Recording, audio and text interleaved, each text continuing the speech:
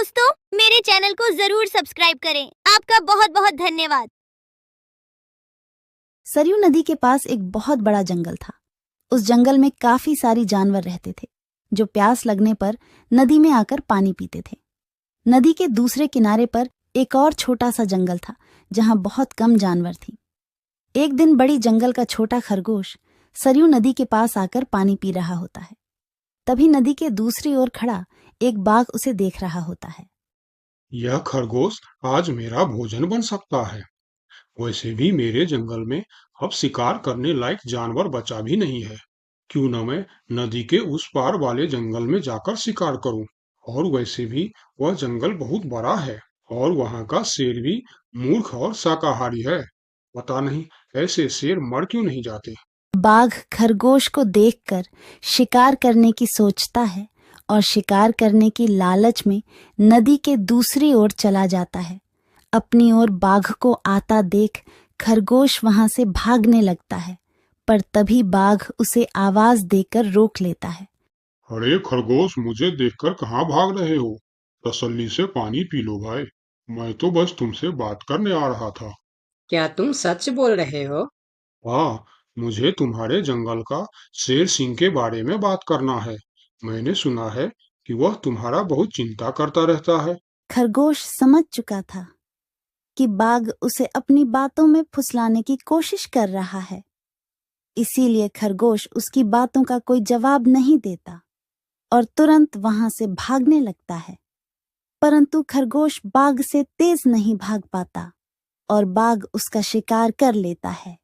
यहाँ के जानवर बड़ी आसानी से शिकार हो जाते हैं, तो क्यों न मैं इसी जंगल में रहकर आसानी से शिकार किया करूं। बाघ अभी इसी जंगल में रहकर ही शिकार करता रहता है। इस तरह से जंगल में जानवर कम होने लगते हैं। एक दिन अरे लोमड़ी, मैंने सुना है कि तुम अपनी सहेली से मिलने के लिए दूसरे जंगल में जा रही हो। हाँ, लेकिन तुम्हें मेरी इतनी चिंता क्यों हो रही है? देखो लोमड़ी, तुमने सांप के अंडे के साथ जो हरकत की थी, जिसके लिए तुम्हें शेर सिंह ने सजा दी थी, इसके लिए तुम जंगल से भाग नहीं सकती। लेकिन मैं भाग नहीं रही हूँ। मैं तो अपनी सहेली से मिलने उस जंगल में जा रही हूँ। पर मुझे शक है कि तुम मौके देखकर भाग भी सकती हो, इसीलिए मैं तुम पर नजर रख रहा हूँ। देखो भैया, मैं शेर सिंह की हुक्म का पालन कर रही हूँ, लेकिन तुम अपना ड्यूटी ढंग से नहीं कर रहे हो। क्यों? तुमको क्यों लग रहा है कि मैं अपनी ड्यूटी ढंग से नहीं कर रहा हूँ? दरअसल इस वक्त तुम्हें जंगल में हमारी जानवर पर ध्यान रखनी चाहिए, क्योंकि हमारी जंगल की जानवर कम हो रहे हैं। सुना है जंगल में कोई शिकारी घुस आया है जो हमारे जानवरों का शिकार कर रहा है। लोमड़ी, तू चालाक है, ये मैं जानता हूँ, लेकिन मैं भी इतना बेवकूफ नहीं हूँ, ये तू जान ले। मैं तेरे बातों में नहीं आने वाला। याद रखना, अगर आज तुम मेरे बातों पर यकीन नहीं करोगे, तो तुम भी किसी दिन कोई शिकारी जानवर का शिकार बन जाओगे। चाहे जो भी हो जाए, मैं तुम्हें यहाँ से जाने नहीं दूंगा। देखो, मेरा जाना बहुत जरूरी है। मैं 2-3 दिन में वापस आ जाऊंगी। मुझे जाने दो। ठीक है, मैं तुम्हें जाने दूंगा, लेकिन मेरा एक शर्त है। शर्त? कैसी शर्त? यही कि तुम्हें उस जंगल के थाने में जाकर रोज हाजिरी देनी होगी। मुझे मंजूर है। लोमड़ी को पता था कि जंगल से जानवर कम हो रहे हैं, इसीलिए वह हाथी की शर्त मानकर वहां से चली जाती है। वहीं दूसरी ओर हाथी जंगल की निगरानी करने लगता है। तब दिखता है कि जंगल से कुछ खरगोश गायब है। इस चिंता में कई खरगोश आपस में बात भी कर रहे होते। देखो भाइयों, हमें सावधान रहना होगा, क्योंकि जंगल से खरगोश गायब हो रहे हैं। हाँ, लेकिन इस बात का फरियाद हमें शेर सिंह को करनी चाहिए। तभी खरगोश की बात सुनकर हाथी उनके पास आता है। क्या हुआ है भाई? तुम सब आपस में क्या मीटिंग कर रहे हो? मुझे भी बताओ। हाथी भैया, तुम शेर सिंह के सेनापति हो। क्या तुम हमारी फरियाद राजा तक पहुंचा सकते हो? अरे भाई, तुम्हारी रक्षा करना ही मेरा ड्यूटी है। बताओ, तुम्हारी क्या शिकायत है? हाथी भैया, कुछ दिन से हमारे कई साथी गायब हो गए हैं। अगर तुम्हें अपनी जंगल की फिक्र है, तो हमारी साथी खरगोश को ढूंढ के लेके आइए। क्या तुम्हें किसी पे शक है? हम सिर्फ इतना जानते हैं कि जो खरगोश गायब हुए हैं वह सब पानी पीने के लिए नदी के पास गए थे और तब से वापस नहीं आए हैं। और वह लोग गायब कितने दिन से हो रहे हैं? पिछले कई दिन से एक एक करके खरगोश गायब हो रहे हैं हाथी भैया। खरगोश की बात सुनकर अब हाथी को भी लोमड़ी की बात पर यकीन हो जाता है। लोमड़ी भी यही कह रही थी कि जंगल में कोई शिकारी आया है। हाथी वहाँ सोच ही रहा होता है कि तभी वहाँ दो बकरी आती है। हे भगवान, अब क्या होगा? कौन बचाएगा हमें? अरे बकरियां, क्या हुआ है तुम्हें? क्यों रो रही हो? हाथी भैया, अच्छा ही हुआ जो आप हमें यहीं मिल गए। हम शेर सिंह के पास शिकायत करने जा रही थी। तुम भी शिकायत करना चाहती हो? हाँ, आखिर तुम लोगों का क्या तकलीफ है? हाथी भैया, कुछ दिन पहले कुछ खरगोश जंगल से गायब हुए थे और अब बकरियां भी गायब हो रहे हैं। लगता है कोई शिकारी हमारे जंगल में घुस आया। पूरा जंगल इसी बात से परेशान था कि आखिर उनका शिकार कर कौन रहा है। अब वह सभी मीटिंग के लिए शेर सिंह के पास जाते हैं और सारी बातें शेर सिंह को बताते हैं, जिस पर शेर सिंह अपनी जंगल की जानवरों से कहता है, आप सब फिक्र मत करो, मैं बहुत जल्द पता लगा लूंगा कि यह काम किसका है और कौन हमारे जंगल का जानवरों का शिकार कर रहा है। तो अब हम क्या करेंगे शेर सिंह? आप लोगों से हमारी यह विनती है कि आप लोग जंगल से बाहर नहीं जाएंगे। जिसको भी पानी पीना है वह इसी जंगल का तालाब का पानी पिएगा। महाराज, आपका ये हुक्म हमें कब तक पालन करना होगा? एक बार बस मैं उस शिकारी को पकड़ लूं, उसके बाद आप लोग जंगल से बाहर जाकर भी पानी पी सकते हो। सभी जानवर शेर सिंह की बात मान जाता है और जंगल से बाहर जाना बंद कर देती है। 2 दिन बीत जाती है और जंगल से कोई भी जानवर गायब नहीं होता। उधर शिकार नहीं मिलने पर अब बाघ परेशान हो जाता है, क्योंकि 2 दिन से उसने कोई शिकार नहीं किया था। इतना बड़ा जंगल है, इतने सारे जानवर है, तो फिर यह कमबख्त जानवर पानी पीने के लिए बाहर क्यों नहीं आ रहे हैं? 2 दिन से मैंने कोई शिकार नहीं किया, भूख के मारे मेरी जान निकल रही है। लगता है अब शिकार करने के लिए नदी का किनारा छोड़ जंगल के अंदर जाना पड़ेगा। आखिर मैं भी तो देखूं, इस जंगल में सभी जानवर आखिर गायब कहाँ हो गए हैं। अब देखता हूँ मुझसे कैसे बचते हैं इस जंगल के जानवर। इतना बोलकर बाघ छुपकर जंगल के अंदर घुस जाता, जहां वह देखता है एक बकरी घास खा रही होती है। उस बकरी को घास खाता देख बाघ पीछे से उस पर हमला कर देता है और उसे मारकर अपने साथ जंगल से बाहर ले जाता है। ये सब एक दूसरी बकरी देखती रहती है। अच्छा, तो ये बात है। अभी मैं जाकर शेर सिंह को बताती हूँ।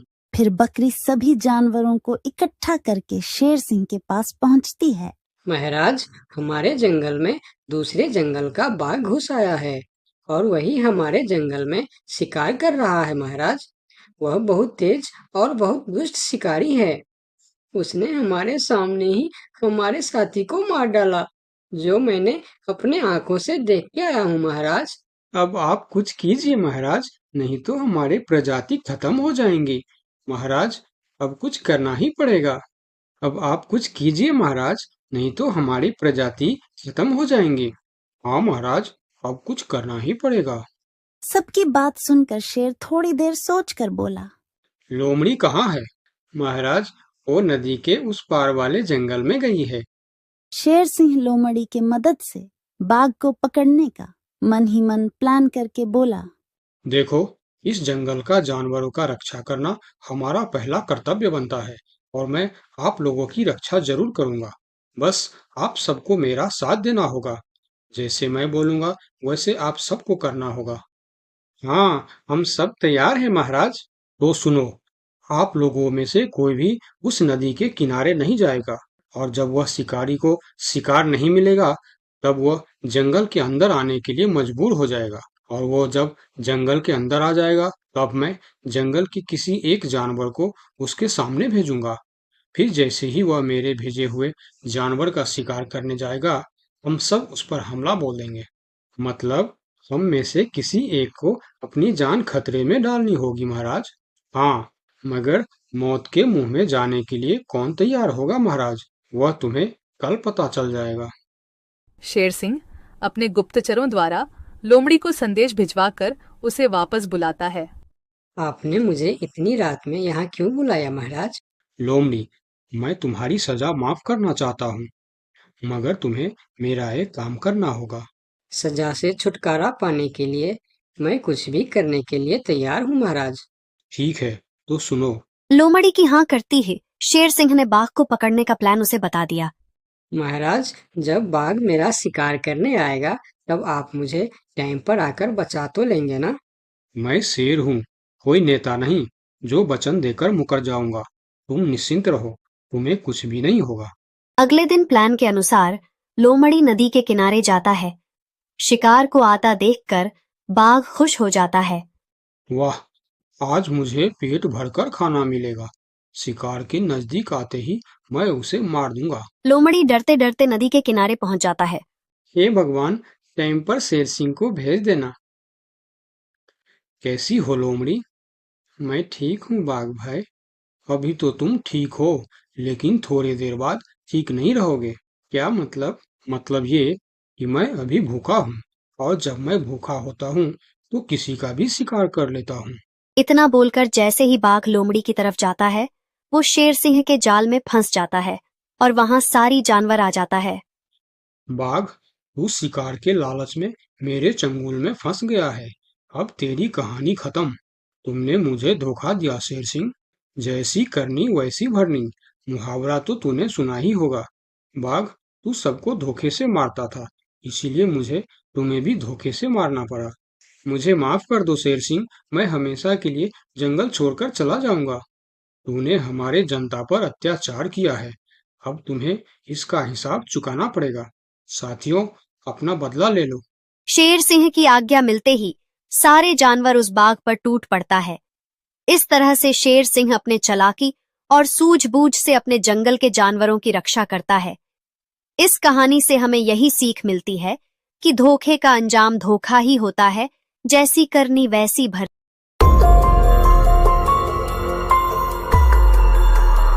बहुत साल पहले की बात है। लक्ष्मीपुर के जंगल में एक पुरानी झील थी। वहां दिन में तो कोई घटना नहीं होती, पर थोड़ा सा भी अंधेरा छाते ही वह झील एक खूनी झील बन जाती। उस दौरान जो भी जानवर उस झील पर पानी पीने आ जाता, वह जिंदा वापस नहीं आता। कहा जाता आज तक किसी को उसका पता नहीं चला था। यही वजह थी कि जंगल के सारे जानवरों ने, यहाँ तक कि जंगल की राजा शेर ने भी उस झील को खूनी झील घोषित कर दिया था। अब पूरे जंगल में कोई भी शाम को उस झील की तरफ जाने की हिम्मत नहीं करता था।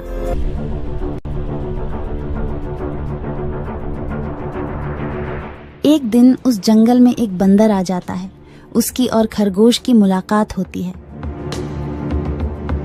अरे बंदर भाई, कौन हो तुम? पहले तो तुम्हें इस जंगल में कभी नहीं देखा। खरगोश भाई, आज तक मैं शहर में इंसानों के बीच चिड़ियाघर में था, किसी तरह आजाद होकर आया हूँ। क्या इस जंगल में मेरे रहने के लिए कोई जगह है? हाँ बंदर भाई, ये हम जैसे जानवरों का घर है, इंसानों का चिड़ियाघर नहीं। आओ, मैं तुम्हें पूरी जंगल की सैर करवाता हूँ, सारी जगह के बारे में बताता हूँ। जो जगह पसंद आए वहीं टिक जाना। और खरगोश बंदर को पूरा जंगल घुमाता है। हाथी, जिराफ जैसे कई जानवरों के रहने की जगह ही नहीं, वहां के राजा शेर की भी गुफा दिखाता है, पर उस खूनी झील के बारे में ना बताता है और ना उसे वह दिखाने ले जाता है। बंदर वहीं बरगद के एक बड़े से पेड़ को अपने रहने के लिए पसंद कर लेता है। वहां रहते हुए अभी उसे 2 दिन ही गुजरते हैं कि तीसरे दिन शाम को घूमता हुआ वह उसी खूनी झील के पास पहुंच जाता है। अरे वाह, कितने सुंदर झील है। जी तो करता है ठंडे ठंडे पानी में कूद कर नहा लूं, लेकिन सर्दी होने का डर है। चलो, आज सिर्फ ठंडा ठंडा पानी से अपना प्यास ही बुझा लेते हैं।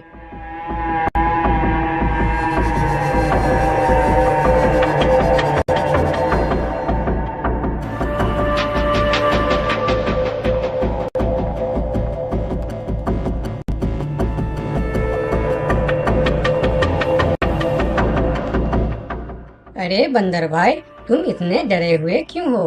कहाँ से आ रहे हो? झील में पानी पीने गया था और जिंदा वापस आ गए। क्या मतलब? तुम्हें पता नहीं? वह इस जंगल की खूनी झील है। शाम होने पर कोई भी वहां जाता है तो जिंदा वापस नहीं आता। उसकी लाश का भी पता नहीं चलता कि वह कहाँ गायब हो जाती है। इसीलिए शाम होते ही कोई भी उस खूनी झील की तरफ नहीं जाता। ये हमारे राजा का आदेश भी है। कमाल है, मुझे तो पता ही नहीं। कैसे पता नहीं? तुम्हें वह खरगोश भाई ने बताया नहीं? लो, खरगोश भाई भी आ गया। अरे खरगोश भाई, आपकी वजह से आज बंदर भाई की जान जाते जाते बची। मेरी वजह से? हाँ, तुमने बंदर भाई को पूरा जंगल घुमाया, हर जगह के बारे में बताया। इस खूनी झील के बारे में क्यों नहीं बताया? भूल गया भाई, मैंने तो सोचा ये तो पेड़ पे रहते हैं, इन्हें झील से क्या काम। अभी अभी इन्हें खूनी झील की खूनी ने पकड़ने की कोशिश की, ये तो बाल बाल बच गए, वरना खूनी झील की खूनी, क्या तुमने उसे देखा? क्यों, क्या तुम लोगों ने आज तक नहीं देखा? नहीं, हम में से कोई कभी भी शाम को उस तरफ जाते ही नहीं और दिन में कोई घटना नहीं होती। और यह बात वह जाकर शेर के दरबार में सभी को बताता है। उसकी बात सुनकर किसी को भी यकीन नहीं आता है। क्या बात कर रहे हो बंदर?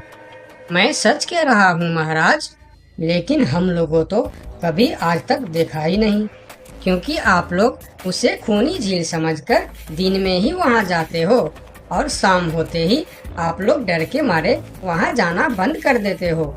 पूरे दिन वह मगरमच्छ झील में छुपा रहता है, शाम होते ही चुपचाप निकलता है और झील के पास पानी पीने आए जानवरों को खा जाता है। और आप लोग समझते हैं कि यह झील ही खूनी है, जबकि खूनी यह झील नहीं, इसमें छिपा हुआ मगरमच्छ है। हमें तो यकीन नहीं हो रहा है। वही तो बंदर भाई, हमें अगर पहले पता होता कि आप इतने बड़े झूठे हो तो हम अपने जंगल में आपको रहने की कभी जगह नहीं देते। अरे यार, आप लोग मेरे बात पर यकीन क्यों नहीं करते? मैं आप लोगों का भलाई के लिए ही बोल रहा हूँ। अगर तुम्हारी बात सच्ची है तो क्या तुम उस मगरमच्छ को हमें दिखा सकते हो? क्यों नहीं महाराज, आज शाम होते ही आप लोग वहाँ जाकर पेड़ और पत्थरों के बीच छुप जाना। और फिर शाम को वह सभी उस खूनी झील के पास जाकर छिप जाते हैं। झील के किनारे जाकर बंदर 2-3 बड़े बड़े पत्थर उस झील के पानी में फेंकता है। पत्थर के गिरने की छपाक छपाक की आवाज सुनकर मगरमच्छ पानी के अंदर चलता हुआ शिकार करने वहां आता है। मगर वहां पेड़ के पीछे छिपे दिखाई देते हाथी को देखकर वह सावधान हो जाता है और सोचता है, अच्छा, तो यह लोग मुझे छुपकर देखने आए हैं।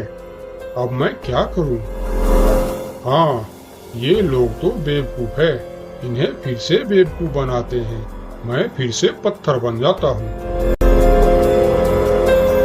देखा, हमने कहा था ना, झील में एक बड़ा सा पत्थर है। हाँ, देखो, यही पत्थर तो हमें हमेशा रात में दिखाई देता है। हाँ, वही तो। ये पत्थर सिर्फ रात को क्यों दिखता है, दिन में क्यों नहीं दिखता, कभी सोचा है? हाँ, रात को चंद्रमा की वजह से पानी में ज्वार आता है तो वह पत्थर ऊपर हो जाता है। दिन में ज्वार नहीं आता तो पत्थर पानी में डूबा रहता है। उनकी बेवकूफी भरी बातें सुनकर बंदर परेशान हो जाता है। अरे यार, तुम लोग भी ना समझते ही नहीं। ठीक है, चलो एक काम करते हैं। तुम लोगों को लगता है ना कि वह बड़ा पत्थर, कि वह बड़ा ही मजबूत पत्थर है। अगर यह खुद ही बता दे कि यह एक मजबूत पत्थर है तो मैं भी मान जाऊंगा और अभी गुलाटी मारते हुए झील में छलांग लगा दूंगा और तैरता हुआ इस तरफ से उस तरफ चला जाऊंगा। यह सुनकर मगरमच्छ के मुंह में पानी आ जाता है। लगता है आज बंदर का नरम नरम मांस खाने का मौका मिलेगा। वैसे भी ये सारे जानवर बेवकूफ है। आज तक मुझे पत्थर ही समझते आए हैं। मैं पत्थर हूँ, मैं मजबूत पत्थर हूँ। सुना आप लोगों ने, ये कैसे आप लोगों को बेवकूफ समझता है। अरे पत्थर भी कभी बोलते हैं क्या? अब सभी की समझ में बंदर की बात आ जाती है। रात भर सभी शेर राजा की गुफा में मीटिंग करते हैं। बंदर सही कह रहा था, यह मगरमच्छ जरूर कहीं दूसरे जगह से हमारे जंगल में आ गया है। लेकिन अब क्या करे? अगर धरती पर होता तो मैं उसे धूल चटा देता था, लेकिन पानी में हमारा शक्ति कम हो जाती है। तो क्या इससे हमें कभी छुटकारा नहीं मिलेगा महाराज? मेरे ख्याल से तो नहीं। मिलेगा महाराज, ये पानी में भी रहेगा, हमें देखेगा भी, मगर वह कुछ कर नहीं पाएगा। ये कैसे हो सकता है? हो सकता है हाथी भाई, बस आप लोग मुझे 2 बड़े बड़े रस्सी दे दो। रस्सी का क्या करोगे?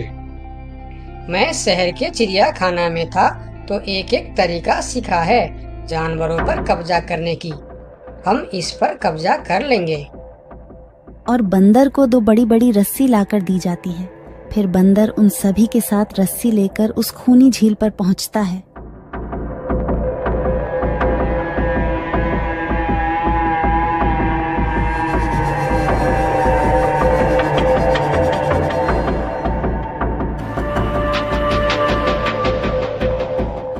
कल तक तो यह बंदर मुझे देखकर भागता था और आज पानी पीने आया है। लगता है ये भी दूसरे जानवरों की तरह मुझे पत्थर समझने लगा है। अभी इसे अपना निवाला बनाता हूँ।